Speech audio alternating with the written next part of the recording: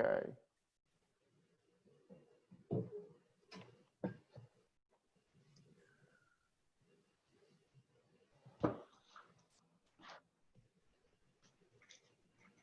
And people are coming on in.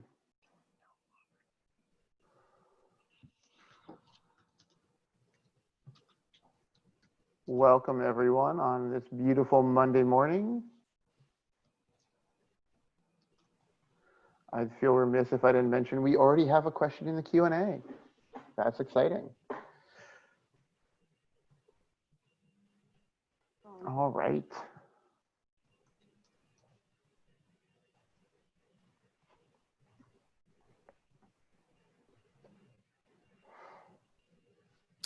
It's a good question. Yeah. So as people are filtering in, I want to say welcome to everyone. Thank you for joining us on this Monday morning. For those of you that are unfamiliar or those of you that need a reminder, we are using the Q&A for questions for Scott and Sunita. We are using the chat for technical questions as needed relating to the Zoom. And then you can also raise your hand for help and I can get you there. So please put all your questions in the Q&A. And before you ask, it may be helpful to look through the questions that have been asked. And you can upvote the ones that you think are most relevant because the ones that are upvoted are more likely to be responded to. Although we will try to do our best to answer every single question today.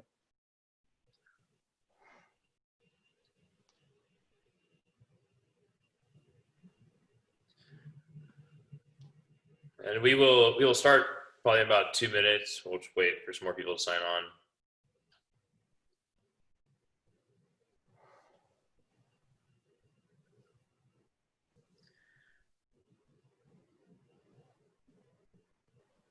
We're excited to have Noah on the call today.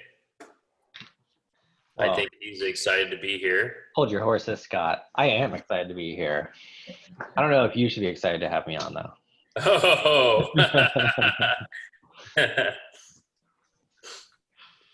When you say hold your horses, did you mean that literally with that picture of Scott on the bottom corner there? Or? He looks like he might be experienced in that. I can't quite tell. Or at least have the kitted out for it.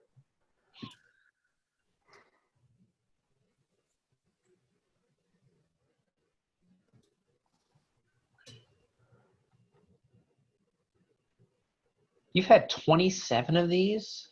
Session 27? I think Yeah. he started counting. Isn't that crazy? I'm waiting for next Monday, the 15th, so when we have 30.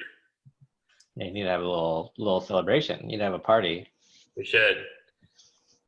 We should just bring our party hats and, you know, those things that you blow, and yeah, that's what we should do. Poppers. That would be the day. All right, we'll go ahead and start. We have 130 people or so. Are you ready, David? Yeah, it's in one more quick reminder. We have a couple new people in, but I just want to remind people that we are putting the questions for Scott and Sunita in the Q&A, please, and leaving the chat for any technical questions. And that's about it. Yeah, take it away. Awesome. Well, good morning, everyone. Thank you very much for joining us today. My name is Scott Rogowski. I'm the director of the Finance Center for Northern California SBDC Network. SBDC Small Business Development Center. If you haven't joined us before, we are bringing this to you every Monday, Wednesday, Friday, 10:30 to 11:30 or 12, depending on how many questions we have and how many updates that we have. This is our Monday, Wednesday, Friday CARES update, our live Q&A for small businesses and organizations. This is our 27th session, and today's June 8th. So hopefully you're all having a wonderful Monday morning. We are all in this together. All right, so quick introduction. Northern California SBDC Small Business Development Center Network covers the most 36 northern counties in the state of California. We go from the Oregon border down the coast to Santa Cruz. We cover all of 9 counties of the Bay Area. Southeast is Stockton, then back up through Nevada and then the Oregon border again. So we are supported, meaning we are funded by SBA, Small Business Administration. We have them on the phone call today. We have Noah Broad from the San Francisco district office of SBA. So he will go give us an update a little bit later. We'll get to his slide at the end. And then we're also funded by the state of California, the Governor's Office of Economic Development, which is called GoBiz. Because of our funding, state and federal, we come to you at no cost. We help small business owners at no cost and organizations. And we do one-on-one consulting, confidential consulting or advising. And we also do educational workshops and webinars around different industry sectors, also mostly at no cost. I'm the director, again, of the Finance Center, and I also have my associate director, Sunita Maharaj. She's on the call as well. We're going to go through Q&A as each other talks and try to answer the questions before we get to the end. And then also we're going to kind of go back and forth as we present this this information to you today. We're going to kind of switch it up a little bit today than how we normally do. And the Finance Center, so we're a team of 50 advisors for Northern California SBDC network. And what we do is nothing but specialize in helping getting businesses, yourself, financing, whether it be for disaster related to disaster like COVID, like the PPP or the EIDL, whether it be starting a business or growing your business or buying a building or buying some equipment. That's what we specialize in, and we're here for you at no cost. All right, so quick agenda. We're gonna have a disclaimer that we go over every time we present. There's a few changes around the PPP that everybody's really excited about. That's what most of the Q&As are today probably about. We are waiting for further guidelines. We do have SBA on the call today. I'm not sure if they're gonna give us extra guidelines, but they may give us maybe some positive vibe that we can get excited about. And and then also there's other ways that we can help you around other loans if you're expanding or you didn't get enough for PPP or EIDL. We'll go through an SBA update. Looks like we're having Heather Lutzy sign on as well. She's a district director for the Sacramento office in Citrus Heights, which goes up and down Northeastern. And then Noah is the Bay Area North Coast. And then we'll get to Q&A. So like I said before, this is a truncated version of what we normally present. We're not going to go into the full detail of everything that we normally do because we're going to answer more of your questions. And then now I'm going to pass it off over to Sunita Maharaj, and she's going to take the next few slides. Good morning, everyone. Good to see everyone there. Over 200 participants so far, so great to see everybody today. The agenda, I think we just went over this, but that's okay. Disclaimer. And then we're going to go over the new PPP. We're going to go back to disclaimer. So things are changing all the time. We say this every single time we start because it does. It will change during our webinar. Things will be, they really do change all the time. So these are our normal disclaimers, but we like to tell you this every single time, just in case there's some new people that have joined us so they know exactly what's going on. So things are changing all the time. This information was correct when this presentation was put together. There is still money available for PPP. There's still quite a bit.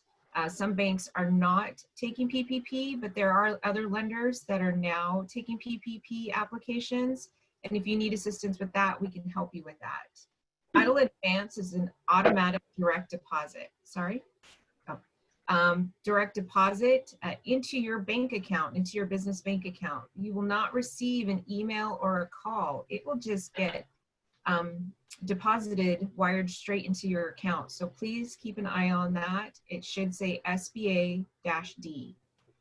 If you applied for EIDL before the web portal was shut down, I believe that was on March 29th, then you still have the opportunity to apply, as well as agricultural businesses. Those are the only two that can apply at this point in time.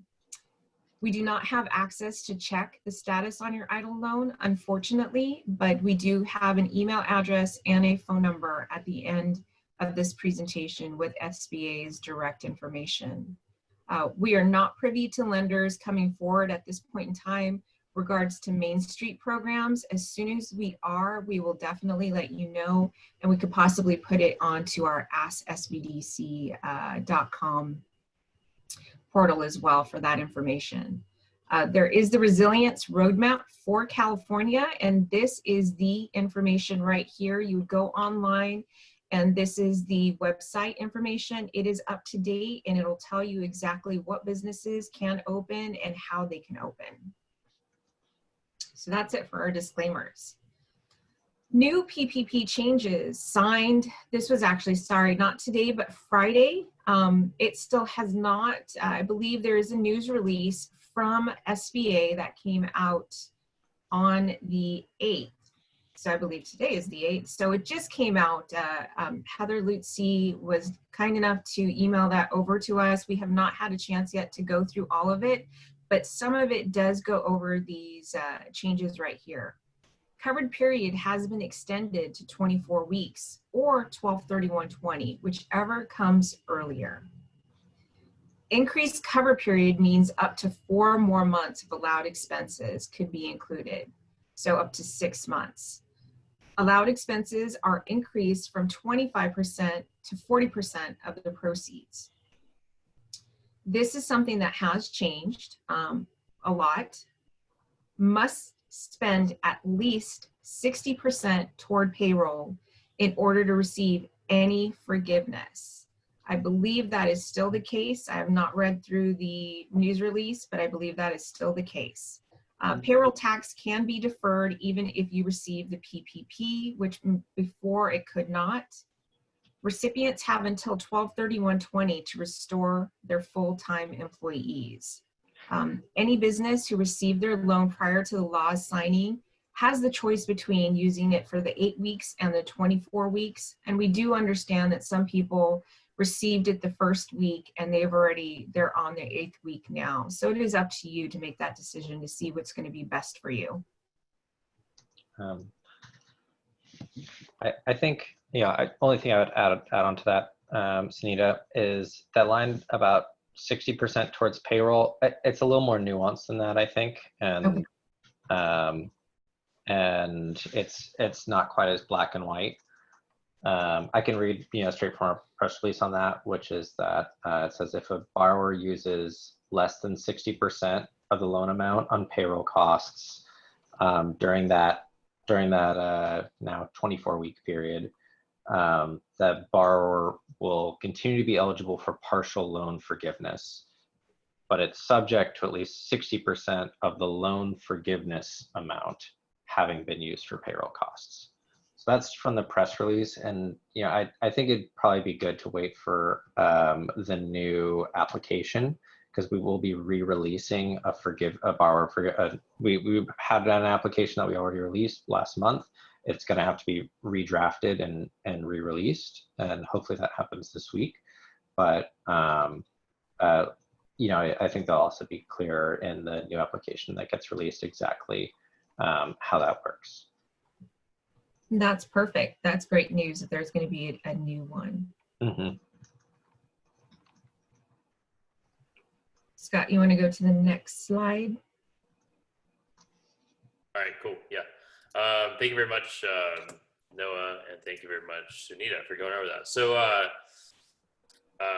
again, not a lot of information on the call today, but we do have SBA, so we're really excited to hear some of that stuff, like kind of what Noah just answered, since we weren't given too much guidelines but before this call, but so we're excited to hear their update. But we at SBDC, Small Business Development Center, we're a national program, been around 40 years now. Before COVID, we specialize in helping businesses start, grow, access capital, hire people, launch their e-commerce platforms, help them open their restaurant. We have specialties in like HR law, manufacturing, agriculture. But we at the Finance Center and throughout our region, your local center, we have expertise around helping you get startup capital if you're starting a business right now today. We're helping businesses reinvent themselves. And if that is a new model for you and you need some capital to kind of pivot, we can help you with that, get that capital for you. If you're expanding, whether it be because of COVID or whether it be not because of COVID, you have an industry that you're expanding in, we can help you get expansion capital. We can help you If you are looking to buy a building, we have some clients that are looking to buy a building. Rates are extremely low right now. And because of that, a mortgage payment for a building might be less than what you're paying for rent. So then you can afford. If you're not sure if you're there, but you think you might be there, please reach out to us and we can look at your financials and your rent schedule, and we can help you figure that out at no cost, help you buy a building. We can help you consolidate some debt if you need to, business debt, not personal debt. And if you're looking to buy equipment or refinance equipment, we can help you with that as well. Working capital needs is really anything that it takes to run and operate your business, whether it be to pay for payroll or advertising or inventory or cost of goods or how your business works. We can help you with working capital needs. And then if you're looking to sell or transition your business, if you're looking to sell to a third party or transition it to your family or your children, we can help you with that. Selling, you're going to need a buyer. And that buyer is going to need some financing, so we can help that buyer access capital to buy your business. So we're here for you at no cost. We can help you. Think of us as your loan broker, your loan agent, your loan packager, your CPA, your bookkeeper, all at no cost. Here to help you get the financing that you need, whether it be from your bank or another bank. Just wanted to let you know. So now we have SBA update. Looking for us, we have 2 SBA offices in our region. We have a representative for both. Again, we have Noah Brode from the San Francisco office. We have Heather Lutzy, the district director from the Sacramento office. There's some cool things happening with SBA in general around accessing. So if you were to get any of these loans here that we mentioned, and they were a SBA loan, whether it be a 504 to buy a building or a 7A for anything else here, working capital, startup, all that great stuff. If you get a SBA guaranteed loan today, SBA will make the principal and interest payments for the first 6 months, which is phenomenal. That's a really exciting thing about SBA. Here's their disaster contact info and also their email.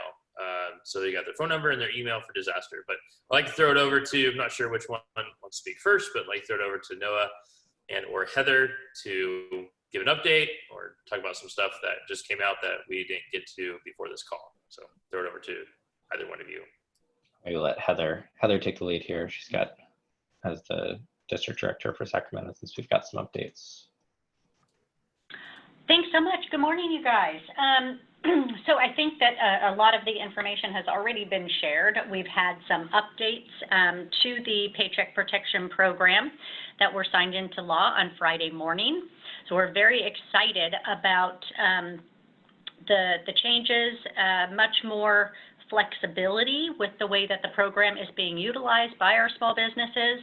As Noah indicated earlier, we are awaiting an updated application for new transactions, as well as an updated application for the forgiveness portion of the loan. So that should be coming out any time now.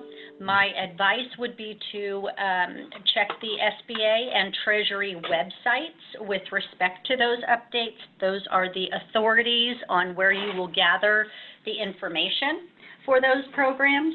And again, we're excited that we're able to still offer these transactions. We've got about $130 billion still left to be benefited or to be distributed to our small businesses. And we have until June 30th for these transactions to move forward. So if you're on the fence, really start to think more about this. And then as Scott indicated, through the CARES Act, Section 1112 updates the ability for SBA's portfolio, and we, as SBA, will be paying principal, interest, and fees on all loans that are within the pipeline currently, as well as new loans that are originated prior to September 27th. So just a really great opportunity for you to expand, perhaps get additional capital, open a second shop, purchase the building that you're in, whatever the case is. So over to you, Noah. Yeah, I don't know if there's any other updates aside from that one, aside from all those. Yeah, while you're talking, I was going to mention that drop dead date for the end of the month, because for people, because it is, yeah, that was an item that was highlighted, or people were unsure if that would be changed in the new legislation or not. But no, the PPP programs are going to end as of the end of this month. So if you've not yet applied, there is just a, I think, 3-week window left for applying to applying and getting approved for those PPP loans. All right, thank you very much.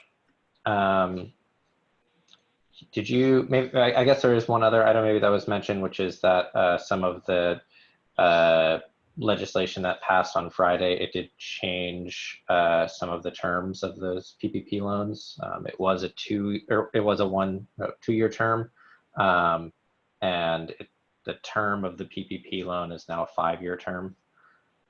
So the actual structure of that term changed, as well as the how long the deferral on making payments on those loans also got updated. So it was 6 months, so you didn't have to make your first payment until 6 months had passed, and now it is 10 months starting the end of your forgiveness period. So the updated forgiveness period is a 6-month period. So the absolute longest period of time you could go without making a payment on a PPP loan, if you chose to convert it to a loan, would be 16 months.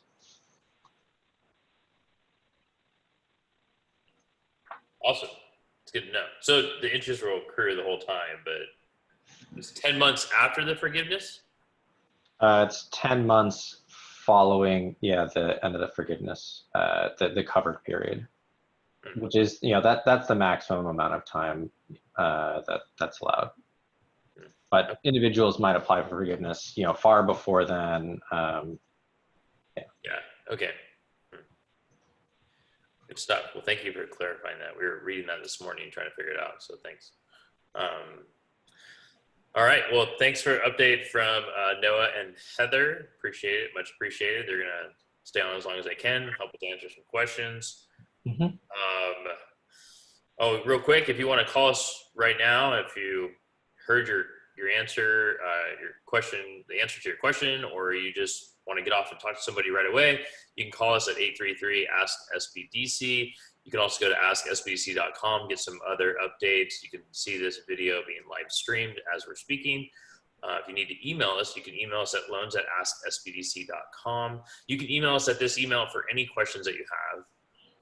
It doesn't have to be loans related. If it's not loans related, we ask that you put in the subject lines whatever else it is, HR law, or you want access to the attorneys that we talk to on Thursdays.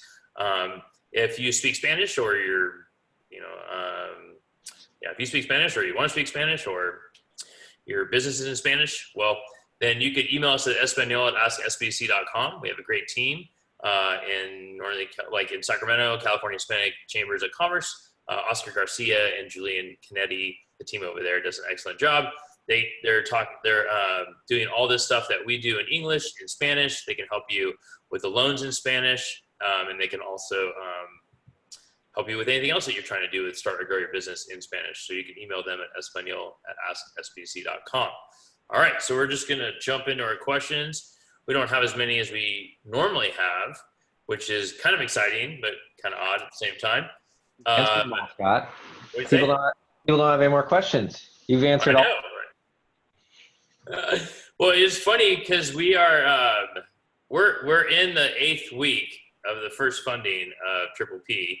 So a lot of the questions that we got Friday that I didn't know how to answer, that I don't know if anybody knows how to answer, is, how do you choose, is 8 weeks or 24 weeks the best number for you as a business? And that's case by case. So it's something that we'd probably have to talk one off on. We're not going to figure it out in this call, but we have to look at all your financials and all your scenarios and kind of figure it out. But those are some of the toughest questions, I think, to answer. So we have 26. We've already answered 15, so we're just going to jump into it. says we got offered an EIDL loan and originally approved the full amount offered, over $100 grand. Now we know more about it, and I'd like to know if we can reduce the amount before signing the documents. Knowing more about it now, I'd like to take less than 25,000. Not sure how to go about asking for that. So can they take less? Can they email SBA and say, hey, we don't want 100, we want 25, or? Yeah, so I assume they're at the point in the process where they're, because when you first get offered a loan, there's a little slider and you can actually reduce the amount of loan that you'd like to accept on the initial offer. And then after you've done that, we send you, all of the final documents to sign, and it's for that loan amount that you accepted. And there is a process for reducing that loan, but it's a little bit different. So you have to work directly with the Office of Disaster Assistance on it. I've worked with another business owner that was going through that process. In the case of that business owner, our Office of Disaster Assistance had him accept the loan, get a disbursement under that loan, and then prepay back essentially the portion of the loan that was that was not, down, the prepay what he didn't want. But I work directly with our Office of Disaster Assistance on that.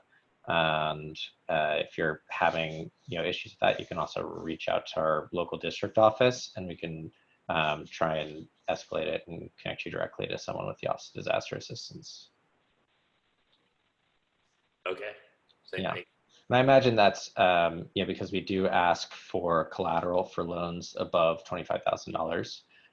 So I know some folks, wanted to maybe reduce their loan amount because they didn't want to put up collateral. Okay. So for PPP, for an S Corp and a W-2 employee, was I supposed to add my W-2 wages along with other employee wages and my K-1 profits calculations for the PPP? So they're an S Corp and a W-2 employee. So they're an S Corp, but I think they're a W-2 employee. Actually, it doesn't say if there's a W-2 employee for their S Corp or if they're a separate W-2 employee. It doesn't say. Jeffrey Smith, it doesn't really say that. And then it says, was I supposed to add my W-2 wages along with other employee wages? Yeah, you are. If you are W-2 of your S Corp, you're supposed to add your wages and your employee wages and your K-1 profits. I don't know. I don't think you're supposed to add your K-1 profits, but you are supposed to add your wages. If you're an employee. Yeah, definitely any W-2 kind of expenses for sure would be included. K-1 profits, that one's, I've worked with some other folks on that one, and that's unlikely. Yeah. Yeah. Okay. Now that we have 24 weeks to use PPP, I intend to use all of it for payroll until it runs out. It seems that this would be the simplest way to ensure full forgiveness. Any thought? Yeah, I mean, it's called the Payroll Protection Program, and that's, definitely in line with the program. The only area where you just want to look into while you're making those expenses is also for the forgiveness reduction portion of, there's some provisions on applying for forgiveness that apply to forgiveness reduction. If you don't rehire, it's essentially what, bring people back on the payroll. So there's the number of employees that you have working for you also matters. It's not just how you spend the funds. And there were a number of changes in the legislation that passed Friday as it relates to forgiveness reduction. And there are, exemptions, if we're going to be having more guidance on that as well for creating a more flexible program. But it's just, something to put a pin in and keep a close eye on, especially when we release that new application, that it's not simply how you spend the funds, but also the FTE calculations. All right, cool. Let's see here. Bounce around. Is a sole owner of an S corporation paid as an employee considered considered an owner-employee under the PPP program. I can't find information on other types of business entities, but not for S corps. Thanks. Or I can find information about all other entities, but not S corps. I think the how to calculate loan amounts actually does talk about S corps. So it says, is a sole owner of an S corp paid as an employee considered an owner and employee under the PPP? I can put the that calculation worksheet in the chat box. Okay. Although I also, now I'm remembering that I have worked with some business owners because under S corps you're not always taxed on what you're paying yourself under an S corp. That's one where I'd really work with your lender to see how they would like you to be claiming payroll or claiming expenses. But there is a how to calculate loan amount worksheet that's needed to put in the chat that can provide some guidelines in some respects.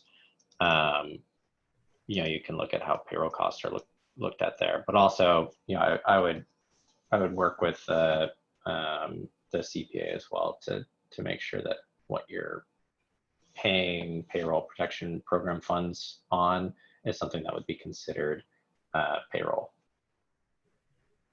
Okay. Yeah. It says I can't use all my PPP money in 8 weeks, but I will run out of it before 24 weeks. What it can possibly mean I won't be able to keep my entire workforce for the entire 24 weeks is, will that affect my forgiveness opportunities? It could, right? But we don't really know. Unclear at this moment. Okay. I would say I don't have an answer to that at the moment. Yeah. Can you apply for additional funds for a received PPP loan since the covered period has been increased from 8 to 24? Can you apply for more? Oh, so yeah, this is a good clarification. So under the Paycheck Protection Program changes that happened last Friday, there were no changes made to what the maximum loan size is that you can apply to. To my is that correct me if I'm wrong? You apply for more though. Oh, you're right. Yeah, You're right. So it, you know, normally like when you went to apply for a Paycheck Protection Program, it was 2.5 times your average monthly payroll costs for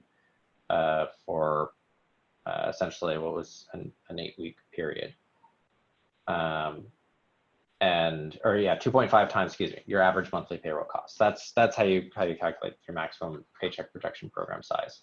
That didn't change, and there's no change in the maximum amount eligible under the Paycheck Protection Program. Most of the changes applied to what's called the covered period under the Paycheck Protection Program, which is the period of time where you are spending the money you've received under the Paycheck Protection Program and any expenses you make towards payroll under, you know, during that 24-week period, that covered period, they are all eligible for forgiveness. Okay, but you can't reapply, right? Like you can't get funds and then it only lasts 8 weeks and then reapply for new PPP funds to go from 8 to 24. Can you do that or no? Well, oh, so you mean like get another loan? If people have already applied, well, the thing is if you already have a PPP, you can't get another one. Okay. Yeah, there's just one PPP loan per applicant. And that doesn't mean that if you already received a PPP loan that you are stuck with that 8-week period though. The changes that happened on Friday, they apply to individuals who have already received PPP loans already. So the changes that happened on Friday, if you already have gotten a PPP loan, and this is where we're, you know, kind of waiting for further guidance on, you know, what the machinery this will look like. But, you know, you will be able to elect whether to keep that original 8-week period or if you want to do the 24-week period. Okay. All right. How does the new 24-week period affect the previous maximum of $15,385 per employee? $100,000 salary divided by 8, forgivable amount. Will that now increase to 24 weeks of payroll for a salaried individual who makes $100 a year to be forgivable at 46,153? Do you know? That hasn't been said, right? Not to my knowledge. Okay, so we don't know that. I don't believe that cap has changed. And I mean, if it does, we'll definitely be back on here and we'll make be really clear about that. But there is nothing in any of the legislation that was signed. Most of the legislation affected, it was in at least, this 8 to 24 week period, it applies to, what's called the covered period. So covered period is the language that changed, not all these other provisions under the Paycheck Protection Program. And that covered period is that, that window of time where you can make eligible expenses under the Paycheck Protection Program for, and eligible for forgiveness. All right. So Noah or Heather, what is the word on the EIDL reopening, huh? I know you're hiding the news from us. I know you are. Heather? Yeah, sure. Thanks, Noah. Honestly, I do not believe that the EIDL application will reopen anytime soon. That said, I think that there's other opportunities out there for financing should businesses need it. And that could be still through the CARES Act with Section 1112. That debt relief component, I think, is a great option and a great opportunity for small businesses. The reason that I say that I don't believe it will open back up anytime soon is because of the unprecedented amount of applications that the agency received. Again, we just have a huge task ahead of us with respect to processing these transactions. And even if we opened it back up today, we wouldn't get to the transactions for quite some time. So I think that, again, the messaging that I've directed my staff for is there's other opportunities out there. And again, with the changes in the Paycheck Protection Program, I think that there's a lot more opportunity along those lines, or again, through the debt relief component of the CARES Act. And, the agency is doing what it can to get through those EIDL transactions as quickly as possible, but clearly there's just a tremendous amount of volume. Okay, thanks. With the new 24-week period for PPP, can a sole prop Schedule C person continue to run their own compensation past 8 weeks until it covers 100% of the PPP? So again, like we said earlier, we don't know if that's possible because we don't know if it's going to be over the 15,385. So we're not sure on that one. I have a beauty salon in Marin County. I can't reopen my business until July 15th, and I am running out of PPP loan. What can I do to stay in business for another 6 weeks? Is it best just for them to apply for other capital that exists out there? I think, yeah, we have the 2 programs, really one program PPP, and if you've already gotten that, or if you've already gotten that and EIDL, then, there is that option that Heather mentioned about having, 6 months of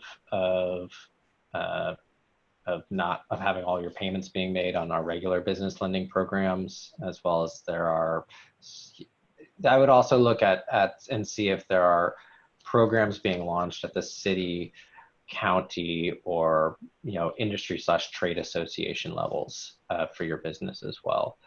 There's a number of small grant programs that have really favorable terms, that small grant or small loan programs that I've seen getting launched from other organizations. So it's kind of good to scan your environment and look at some of those other programs if you've already sort of exhausted some of the SBA programs. Okay. I received PPP and I have given 3 payroll checks already, and I have 1 more to give with 2 weeks left on my clock. As soon as I heard it got extended to 24, I contacted my bank and they said they have not received the new updates. They said it is still 8 weeks. Can I hold off on my last payroll and stretch it out? But I am afraid of the 2-week deadline. My county is due to open for business on June 17th. Please advise. I think this is, sort of legislation got signed into Friday. We haven't issued the new application or new rulemaking or, implemented that legislation. Between Friday and Monday, we haven't done that. And I would say check back with your bank continuously throughout the next week or two. Because they'll be getting new messaging and new communication from SBA around the new legislation. Okay. Once my PPP has been exhausted, I cannot afford to keep all my employees. Can I lay them off after I have used the funds and still get forgiven? So technically, yes, depending on the time frame, but you can. You just have to document it very well. Mm-hmm. Yep. Does new legislation say anything about less than 40 hours week or work week for PPP forgiveness? Our business has always been on 32 hours work week, 4 days. So it doesn't say anything about that yet, right? Well, not new. There's no new legislation. Nothing in the new legislation that I know of that change that affects that calculation. But there is a definition of FTE that is built into the old loan application form. To my knowledge, there's nothing that will be changing between now and that on that definition between the old application and the new application. But I want to caveat that by saying let's wait for the new application. And it has a definition of how SBA is defining FTE. On the old application, a full-time employee was listed as any employee that was working 40 hours or more. So there's 2 ways of doing a calculation, but the simplified calculation on the old application said that if you had an employee that was just 40 hours or more on average, you count them as a 1 FTE, and if they were less than that, it would be a half. Okay. So somebody's asking, are payments now deferred 10 months? Did I hear that right? So is it 10 months from the time you get the loan, Noah, or is it 10, like you said, it's potentially the clock starts after you ask for forgiveness? Like when does that 10 months start? Yeah, so I can, here, The 10 months starts after the forgiveness period. So, and Right. there is, as Noah stated, there's language in the press release that came out, and it clearly defines. Mm-hmm.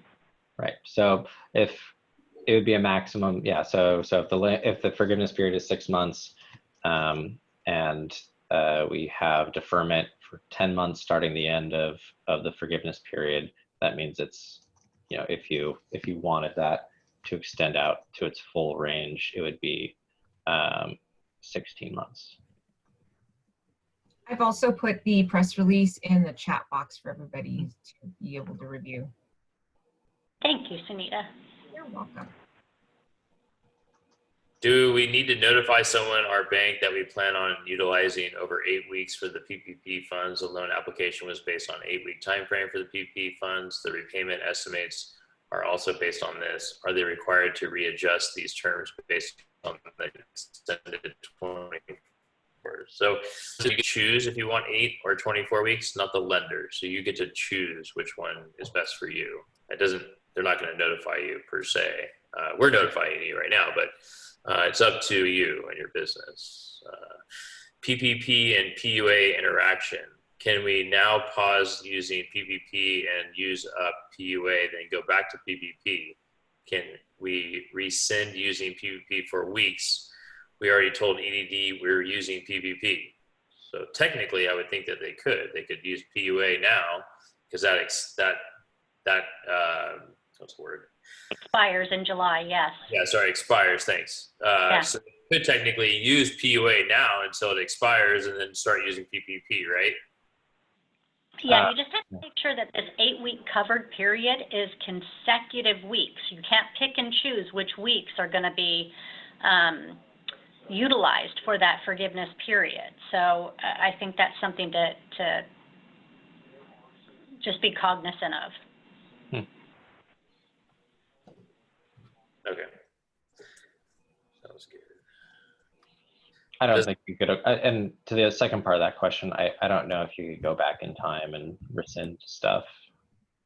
I think, payments, they may have made some decisions and payments that were already structured. If it was with PUA, I don't know if you could go back in time and have EDD pay out. Yeah, going back in time on payments already made is probably unlikely. Okay. The info to connect with attorneys on Thursday did not get me through to them, but they do not recognize either case force or base forces. Passwords I wrote. All right, cool. Where'd that go? Oh, there it is. All right, just have you email me, Sidel. We'll get you connected to the attorneys. I got my EIDL loan, but I don't see a way to actually view the loan documents before I sign. I'm concerned about hitting the sign accept button without seeing actual loan docs. It should bring up a DocuSign with the loan documents. You can reach out to our office, sfomail@sba.gov.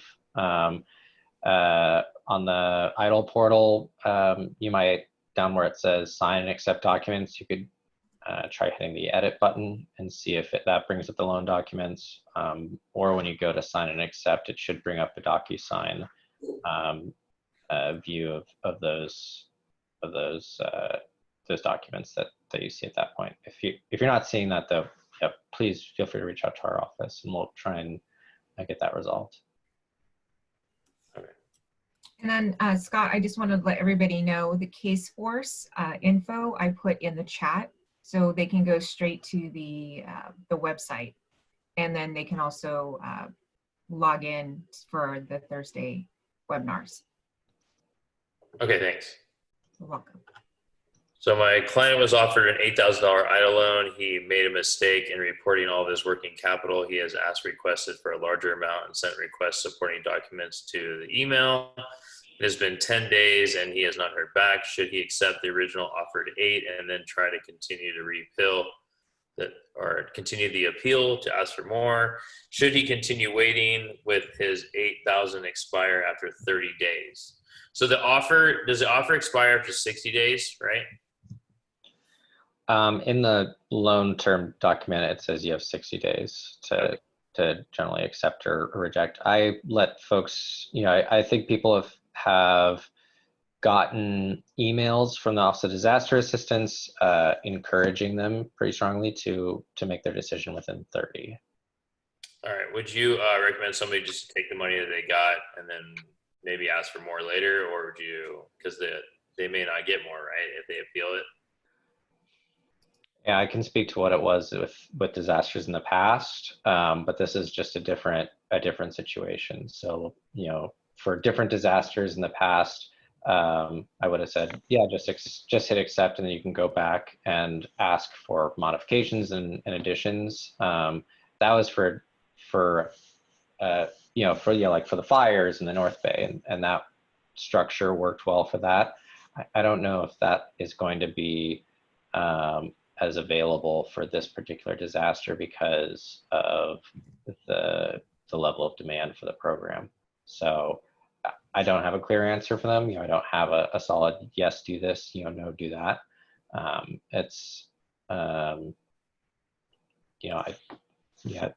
think that's sort of a strategic decision that the business has to make. But we don't have necessarily a clear answer to that.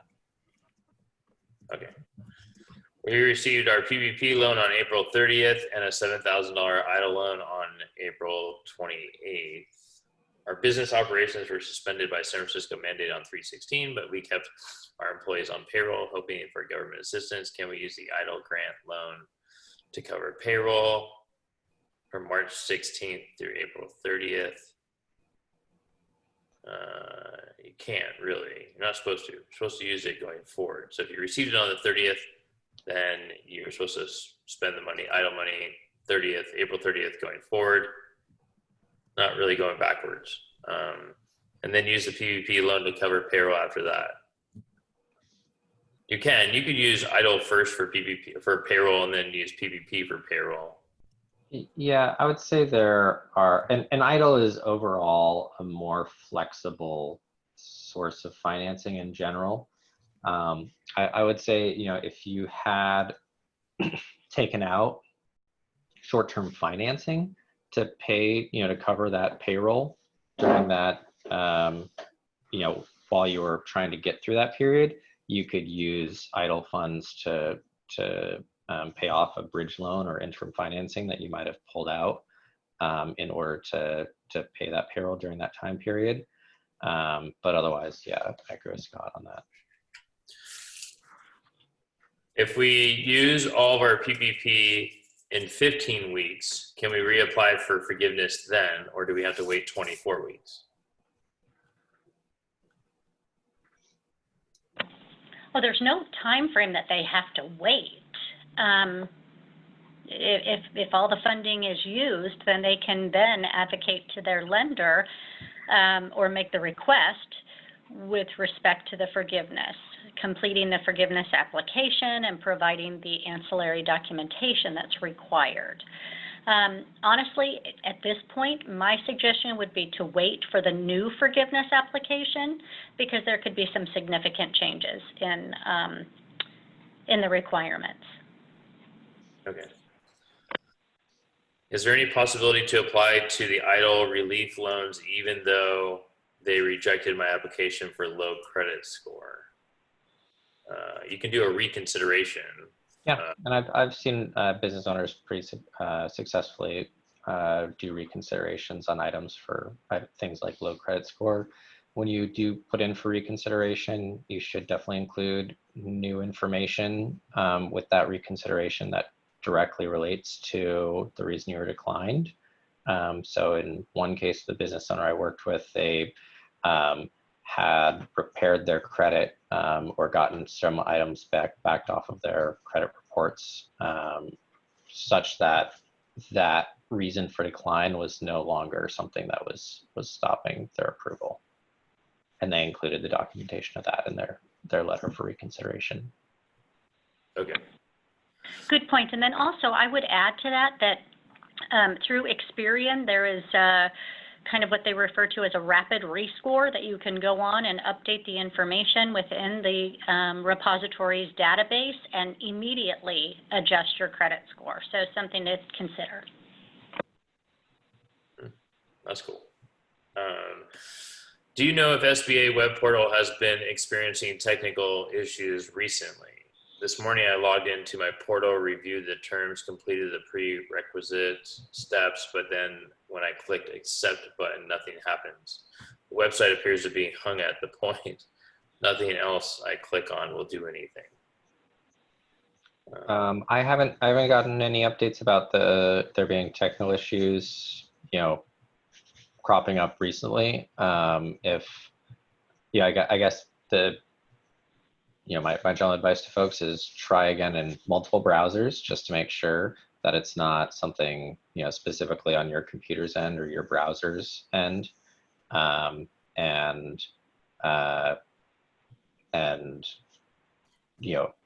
maybe try again also tomorrow, but you can also reach out to our district office if this is a persistent thing that's like, it's holding you up. Reach out to our district office and I'll loop in our disaster assistance folks who might have a different, they might be able to see if there's something hanging up your specific application. All right, cool. If we accept an EIDL loan, can we relocate to a new city in California and just not use the EIDL funds for the move. The new city would be within COVID disaster region, but I'm not sure if a relocation is allowed. If we accept the loan, at what point would we be allowed to move? Does the loan have to be repaid first? So I think so we're starting to get some servicing questions. You might be getting some of these questions in your office, Heather, also about some of the terms and conditions of the EIDL loan, one of which relates to notifying the SBA when you move your business or move assets that might be secured under the loan. I don't know if you have a specific answer about that yet, but I'm sure servicing for these loans is going to look very different than what our disaster loans in the past have looked like, I guess is the only thing I would say on that at the moment. Yeah, I would agree with that. So if that's not a direct answer, just to say that where we are in the stage, it's kind of like a snake that ate a basketball. You got all of the application issues that came up and had to be customized to meet the needs of the moment. And then it was the underwriting decisions and then the funding decisions, and all of those have been adjusted as the bulk of applications have started to move through a full process of applying, underwriting, and funding loans. And now we're just beginning to move into the servicing steps on a lot of these loans that have been issued. And there will likely be lots of, kind of new processes and adjustments and shifts in how we have traditionally serviced loans in order to meet the size of the demand for economic injury disaster loans. But the problem, I guess, the thing I would just say on that is we don't have a direct yes or no answer to how you're supposed to approach those servicing items, or at least our local district office doesn't.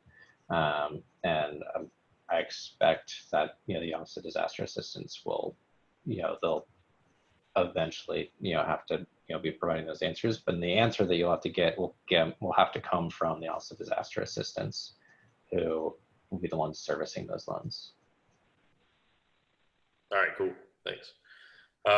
For an owner in an S Corp, does the K1 income count in the 8 divided by 52 calculation? In other words, I made 60 grand on payroll, but 150 on, maybe doesn't make sense. In other words, I made 60 on payroll, but 150 on payroll. Doesn't make sense. Can I give myself a raise on payroll for the forgiveness period? Owners can't give themselves an increase in salary against what was reported on their tax returns from last year. So although you can give your employees a bonus or salary increase or hazard pay, that's not allowable for any owners of the business. Okay. Can you explain how the EIDL advance is subtracted from PPP in terms of forgiveness? If we use all of our PPP properly for forgiveness, we would now have to pay back the EIDL advance. So the EIDL advance goes into your bank account, and then you take your total PPP forgivable amount, which is your loan amount, say it's 50, and say your advance is 10. They would take the 50, they would minus the 10. You don't have to pay back your EIDL. Your EIDL does not become a loan. Just the 10,000 that you received as an EIDL advance comes off the top of the PPP loan, and now the total forgivability is 40,000 instead of 50,000. And then that 10,000 that is not forgivable becomes a 1% loan with the PPP loan, not the advance. The advance doesn't come a loan. The advance stays in your account. Has there been any new guidelines on that, Heather or Noah, on the PPP, like advance and forgiveness and all that stuff? No, I think the just takeaway from this is that the advance is forgivable, but you can't have the same, you can't get benefits of the programs the same, and that's why it's deducted from that PPP forgiveness portion. So only, you know, one forgivable component, if you will. So if you got the EIDL advance, it is deducted from the PPP, and that's why on the forgiveness application, it asks for that information. So hopefully that clarifies a little bit. I recently checked my office and found some water damage had occurred in the office, damaged some equipment which will have to be replaced. Can I use the EIDL funding to replace the equipment? Again, all right. Yeah. Noah says yes. Yeah, but definitely check with your insurance. See if the insurance can cover it prior to, you know, dipping into that EIDL account. Okay. I'm glad to say that we have added to our employee count. However, that means that we need to add another vehicle to our fleet. Will using EIDL for the purchase of a new vehicle be allowed? So that's a little bit of a trickier question. That kind of depends on your business's circumstances. But in general, the purpose of the EIDL loan is to pay for expenses that otherwise would have been able to be covered if not for the disaster, to pay for extraordinary expenses that might be popping up because of the disaster. So think of all that hand sanitizer, or because everyone had to abandon their building. Maybe now there's water damage in it. These are extraordinary expenses that might have to be paid. So those are the they kind of have to be tied to the disaster in one way or another. So if it's just a straight expansion cost that a business is doing, because so expansion costs generally aren't allowed under the EIDL. In some cases, maybe if you said, well, we're having to do bring on all these extra people to meet all this extra demand because we're a grocery store, right? And we need to have another truck because we're, we can't meet the demand, and this is all because of the disaster. That might be a question with the servicer, and I think that, in my mind at least, that's a connection that's pretty close to the disaster itself. But if it's just an expansion cost that is unrelated to the disaster, that's not allowable under the EIDL. Okay. So we've answered 101 questions. We have 6 left. It's 11:31, so we're doing pretty good. Sole proprietor received PPP and already transferred twice funds from PPP funds to personal. Sole proprietor received PPP, already transferred twice funds from PPP funds to personal account before the change from 8 to 24. Can we spread the funds to 24 weeks now, or do we need to stay within the 24 weeks to get the funds forgiven? Thank you. I think you can spread the funds over 24 weeks. Yeah. It's more like they widened the window for when you can make those funds. So if you spent them all in the first 8 weeks, that's okay. Or if you spread them out across the 24 weeks, that will be that's that new kind of window of when you can be making those expenses. Okay. EIDL versus PPP loan. Is EIDL loan forgivable? No. The advance is, but not the loan. My PPP loan is about 10,000. I have approved for 46,000 EIDL. Am I correct in understanding that if I take the EIDL loan, it will be reduced and forgiven by the amount of the PPP? No. Yeah. The only place where you have an interaction between these two programs is where you got the EIDL advance, which is different than the EIDL loan. EIDL loan needs to be paid back in full, 100%. The EIDL advance is something that just got deposited straight into your bank account. You didn't have to hit approve on any documents to get it, and that advance will reduce the total amount of forgiveness that you're able to receive under the PPP. Okay, cool. My understanding regarding the forgivable portion to run payroll and union fringe through the PPP account, and this would be forgiveness, correct? Forgivable portion to run payroll and probably fringe benefits through PPP account, and this would be forgiveness. I don't know what union fringe is. Unless Candy, unless you're talking about fringe benefits. Benefits is part of payroll costs. We're in construction. We had new employees come aboard, very few of older ones since they moved on or want to stay on unemployment. Our new employees count, correct? Yeah, new employees do count.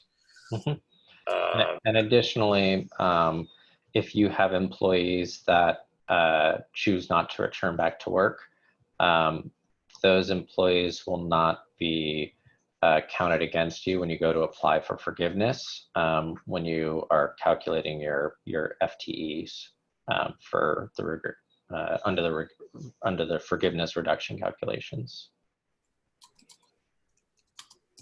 Okay. All right. As an S Corp and owner employee, I pay myself from my company a profit sharing compensation as a retirement pay for 401k account. I understand that cash compensation that you can pay yourself from PPP is limited to either 8 divided by 52 of last year's pay. Does retirement pay from PPP also have to be calculated as 8 divided by 52 of what I paid towards retirement last year? So you could, part of the PPP forgiveness is retirement contributions. And it is what it is normally for you as a normal a normal pattern of what you normally contribute. So you can't necessarily increase it just to get more forgiven, but it is, it's whatever is your normal pattern. Yeah, it's a pretty complicated question, this one, which is when, if it's an employer contribution to like a matching contribution to an to an employee's account, that matching contribution that an employer makes can be included under PPP loan forgiveness requirements. When it's your own contribution to your own 401k as a self-employed individual, it's a different situation, and I'd actually encourage you to work with your lender because this is one of those items where there's not necessarily an explicit guidance around that specific situation, which means it'll be you want to make sure you're within your lender's interpretations of how this program works when you proceed. So that's one of those, you should work closely with your lender on what your plans are for these funds and get their go ahead or sign off on how you plan to use them. Okay.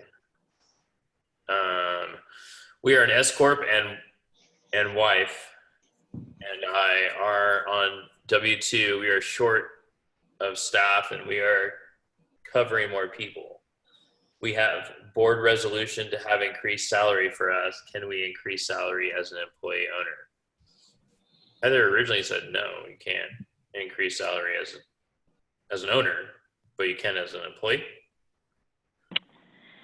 Yeah, you as the owner can give a salary increase to your employees. You can pay them hazard pay, you can pay them bonuses, but you as an owner cannot receive additional compensation above what was reported in the 2019 tax cycle. So hope that clarifies. All right.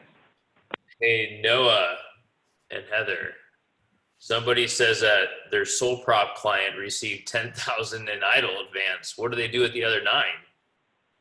They just do the happy dance or what? No, clearly that was an error, and come audit time, how do they give back the $9,000? They just give it back. They do need to give it back, give back that additional $9,000. Off the top of my head, I don't know that we've come up with a solution on how to do that. We typically take any payments back via the pay.gov website, but we can certainly, if they can reach out to either Noah or myself or our offices, we can provide further guidance. Okay, sounds good. All right, so that answers that one. All right, I'm confused of how these changes will help anyone that has already brought back staff. Am I missing something? How do I benefit from the reduction in the payroll requirement now to 60 when the loan amount was calculated on payroll times 2.5, and I'm expecting to pay everyone the same amount of hours as pre-COVID? I can only see this helping me if I can reduce hours based on business instead of finding things for people to do.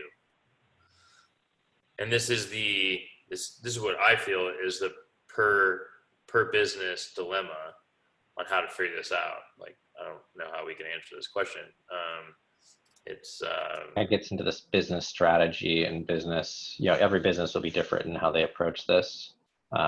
In the same sense that, some people that the original 75%, 25%, split was uninteresting to some businesses because they had planned on using 100% of all the PPP funds on payroll from the very beginning. So some businesses were always uninterested in whether and how much that could be used towards utility, rent, or mortgage interest. What's the other category? No, okay. But other businesses, that's a really, that is key to those businesses. And it's a really business by business sort of approach and decision on that. Okay, cool. Somebody else was asking, and I saw it in the chat, if there's going to be additional advance for the PPP. And that question, you have up until the end of this month to apply. There's plenty of money there. So please apply if that is something that you want to do. But you have to apply and get approved by the end of the month. So you may want to check with your lender now. We can get you a list if you want to email us or call us at 833-ASK if you need additional lender information. You can also go on sba.gov and look at lenders that are in your area as well. All right. Can an S-Corp W-2 owner work more hours compared to last year? Same hourly compensation, but working more hours to cover a part-time employee that is no longer with the company. I mean, I'm sure you could, but it may not be forgiven. Yeah, I know. Yeah, you're maxed out on how much you can pay yourself. So yes, absolutely, you can work as many hours as you want, but the pay part, you're maxed out from what you received last year and under the $100,000.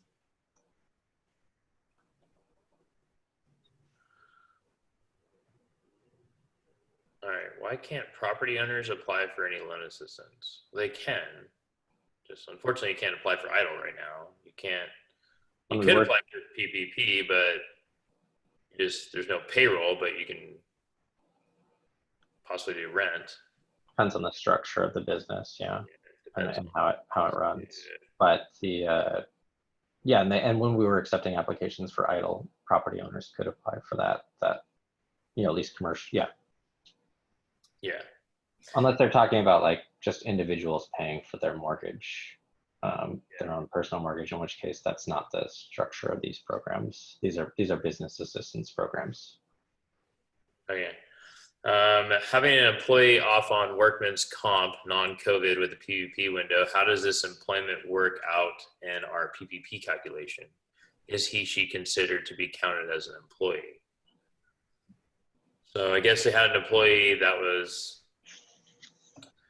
possibly on payroll before February 15th. Now they're on some sort of workman's comp issue.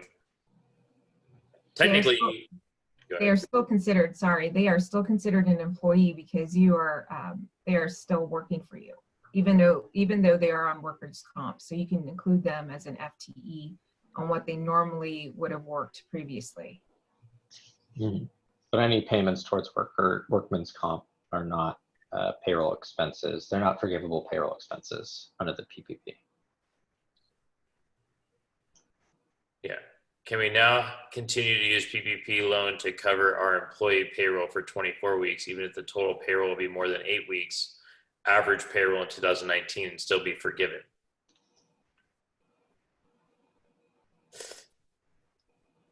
So originally it was 8 weeks to be forgiven. Now it's 24 weeks, right? So you can continue to pay past 8 weeks, right? weeks Mhm. and potentially be 100% forgiven. Possibly. Yeah. Can we continue to pay regular payroll until the pay runs out? I would be paying more than 15,000 limit allowed for 8 weeks. So we don't know the 15,385 limit. We don't know if it's going to be extended or increased. So at this time, I would say you could pay it. We just don't know if it's going to be forgiven or not. It's a great question. It'd be cool if we had that guy. I misunderstood the stipulation regarding S Corp and owner. Our business owner who is paid with a W-2 as an employee of the company received a raise in salary. How do we adjust for this to receive 100% forgiveness? Well, if they're paid on a W-2, well, Heather, I guess maybe has some. I'm sorry, I got sidetracked. I was looking for something. Ask again. I actually deleted it, my bad. I can find it. It's usually in the answered column. Oh, that's right. Sorry, I forgot. But it was an S Corp where the owner employs themselves as a W-2 employee, and they would like to increase their salary. Yeah, again, any owner is not able to increase their salary. So I will send over that guidance to all of you so that perhaps you could post that for the next time as well. Perfect. Thank you, Heather. Whatever happened to early information about interest on debt prior to 2/15 of 2020, which our lender listed in our promissory note? We have 2 development loans that are unsecured. So can we include interest as PPP eligible expense for loan forgiveness? So the answer is no. They only use mortgage interest debt expenses, right? So yeah, mortgage interest. Yeah. Look at that. We got down to 0 questions. Nope. They're still coming. Quick. All right. So we've answered 126. We got 15 minutes left. This was the question. I misunderstood the stipulation regarding S Corp. Okay. All right. So Lori, we answered this several times. Just please email us. You cannot give yourself a raise as an owner, but you can give your employees raises.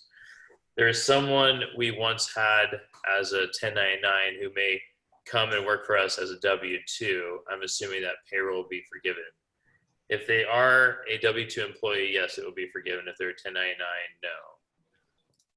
The other stipulation that we want to throw out there is just be careful that you're flipping them back and forth. You may have an issue later on if you change them back to a 1099 person.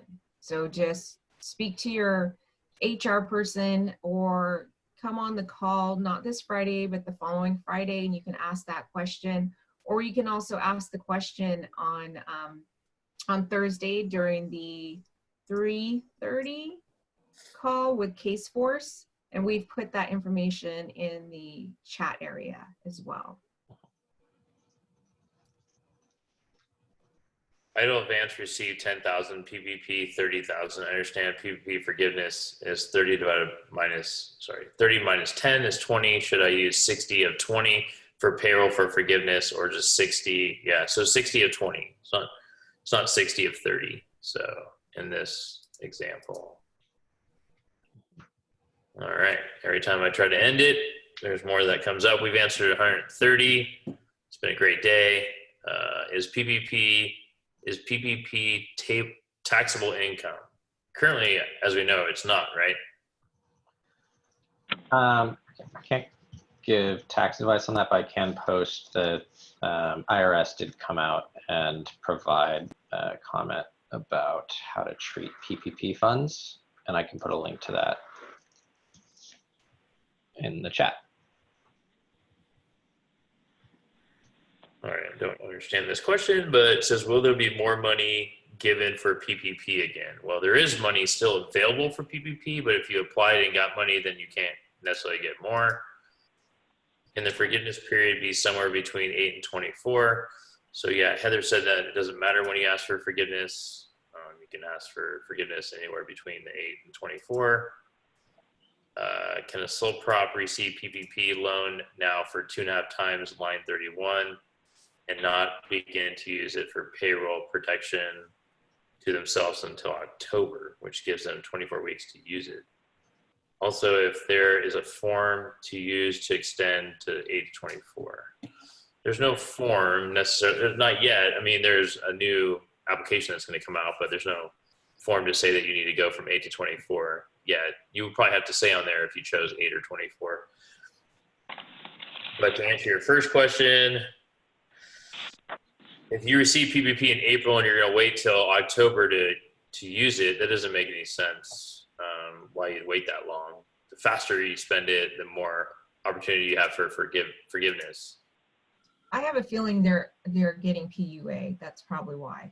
Oh, yeah. But that's just a feeling. I'm not sure because it didn't explain. Yeah, it didn't explain. Mhm. We've answered 135. We have 11 minutes left. Yeah. Anybody wanted to post any other questions? Look at that. There you go. When do 60 days apply as opposed to the 8-week? All right. Well, 50. That doesn't make any sense, Anthony. It's 56 days. That's the answer. It's not 60. He is correct. PUA related. Okay. So yeah, you could use PUA until it expires. It doesn't expire in October though. I don't think it does, but I mean the extra $600,000. The extra $600 expires in July, but yeah. Regular PUI probably goes a lot longer. I don't know how long PUI goes. Can we increase the PPP loan that we got earlier? No. Unless you got approved for amount and you want to ask the lender to give you more before you sign, you could try that, but you can't increase it. You have a 15-day window, and that's it. And there's only certain stipulations, right? Now, I believe there's 2 stipulations. If maybe the calculation was in regards to partnerships, but then that 15-day window is long gone from now. Well, from first. I've worked with some borrowers who've made adjustments to their PPP loans, and in some cases it requires the full cancellation and returning of funds to the lender, and then they have to reissue a brand new PPP loan. As you know, it's not an amendment or an adjustment to an existing loan, which does include, that can pose some risks to the business owner because, when you return all the funds and cancel the loan, should the program run out of funds, or should that lender, not respond to you in a timely manner? It could it kind of puts you in a little bit of a limbo area while you're waiting for that to happen. But if you feel confident in your lender, so a lot of lenders have had some experience going through it, and have, I guess my advice would work with your lender. If we decide to extend the 8-week to 24-week, what happens if we run out of money before 24 weeks, and how long do we have to keep FTE, especially if the business cannot maintain the employees? Well, you spend the money until it's gone, and then if you have to let them go again, you have to let them go again. That's case by case. Don't see the IRS tax doc about PPP that Noah mentioned. Can he add it to the chat again? I think David put it in. Yeah, David linked it. I see it. All right. If PPP funds were returned in full several months ago, can a new one be applied for? Business was concerned back then about having it forgiven. They could, right? They could. Yeah, absolutely. Yes, I received the PPP 8 weeks ago and already gave the S Corp owner paid through a W-4 program with a payroll company a raise. How can I now fix this to receive 100% forgiveness? Can it be adjusted somehow? I don't know. It's a really good question. I think that you can adjust it, just lower the amount moving forward to adjust for that raise. So the total at the end will be the maximum amount that you can get.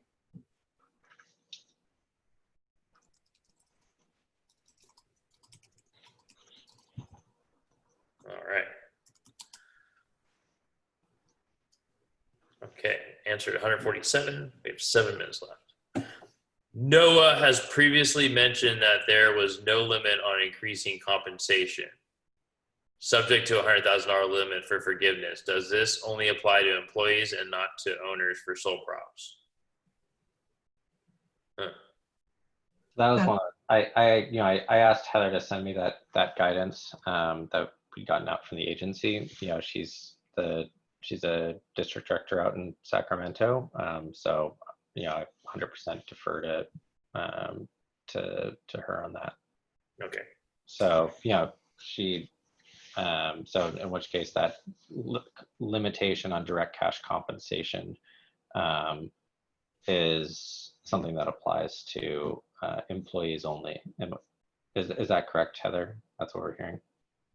Yeah, to employers, the self-employed cannot give themselves a raise, but they can give their staff a raise. So they can do hazard pay, bonus pay, salary increases, etc., but not the compensation of themselves. Right. So we've answered 148, and there are 0 again. We have 6 minutes. So we can play the Jeopardy music, or we could answer another question. Look at this. Is this the today presentation link? AskSBDC.com/later. I don't know. Yes, it is. That's what SBDC.com is the website where you can watch this webinar again and again and again and again. If you want to, yeah. Or you can just email us. We'll answer your question. Or waiting for a couple questions, I guess. There are a couple items I could put on there. These are just some stay tuned kind of items in terms of the press release that we put out this morning. There's going to be a lot of discussion about loan forgiveness reduction under the PPP, and for within that process, there will be a number of exemptions for business owners. So if you had employees that decided not to return back to work, they will not be held against you when you go to apply for forgiveness. And then in the press release that we released also, there will also be some additional exemptions for employers that were unable to rehire people so if you have like a qualified employee that you were just totally unable to rehire and refill that position, there will be exemptions for that. So say like, you just couldn't find a skilled person to fit that spot that you weren't able to refill. And there will also be some exemptions as well for employers who were not able to return to the same level of business activity that they were at before February 15th because they're complying with guidance or requirements from the Secretary of Health or directors for the Center of Disease Control or Occupation and Health, Safety and Health Administration. So if there are specific guidance that's issued by those agencies that you're following, the reduction in activity from your in your business activity because you're following that guidance will not be held against you when you go to apply for forgiveness under the PPP either.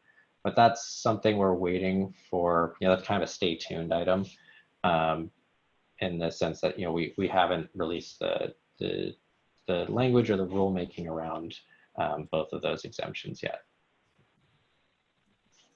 Okay. Good stuff.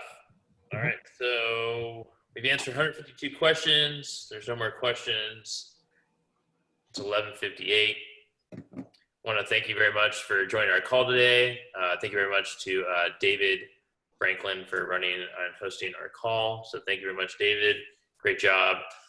Thank you very much to Noah for joining the call. And thank you very much to Heather for joining the call. Thank you to Sunita for helping me out. And thank you for all you lovely people that ask questions. So thank you very much. If we didn't get to your question or you did not feel comfortable asking it, you can call us right now. Talk to a live person. You can email us. We'll get back to you same day. Or if you speak Spanish, you can email us at espanol@asksbdc.com. Look at that. Look at that, Wyman. You got one in right before. With the extension of 24 weeks, do funds need to be used in 8 consecutive weeks, or can it be spread out over 24? Well, if you choose 24, it could be spread out over 24. If you choose 8, then yeah. All right, well, we're going to end on that. So thank you very much. Everyone have a happy Monday and a great week, and we'll see you Wednesday at 10:30. So thank you. Bye. Thanks, everyone. Bye. Thank you, everyone.